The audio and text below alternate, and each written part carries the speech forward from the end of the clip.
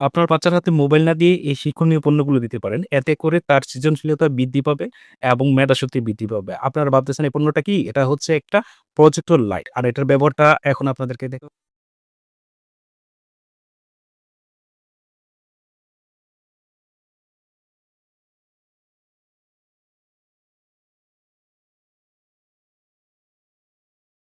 আর এই প্রজেক্টর লাইটটার সাথে পেয়ে যাচ্ছে ৩ টা সার্কেল। ১, ২, ৩ আর এই ৩ টা সার্কেলের প্রত্যেকটা সার্কেলে থাকছে ৮ টা করে প্লেট। তাহলে ২৪ টা প্লেট পেয়ে যাচ্ছেন এই প্রজেক্টর লাইটটার সাথে।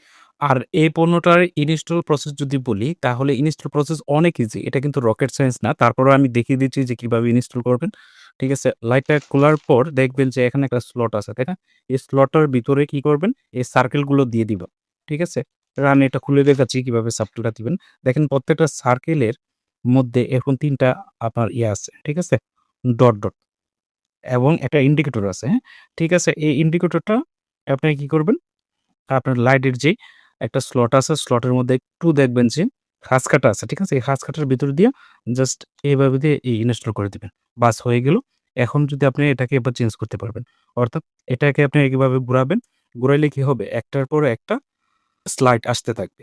তেমনভাবে প্রত্যেকটা সার্কেলে এভাবে ইনস্টল করতে পারবেন। এর বিল্ড কোয়ালিটির কথা যদি বলি, লাইটের বিল্ড কোয়ালিটি কিন্তু অনেক একটা প্রিমিয়াম লেভেলের বিল্ড কোয়ালিটি। আপনার দেখা যাচ্ছে বাচ্চা তো হাতে থেকে ফালায় দিতে পারে।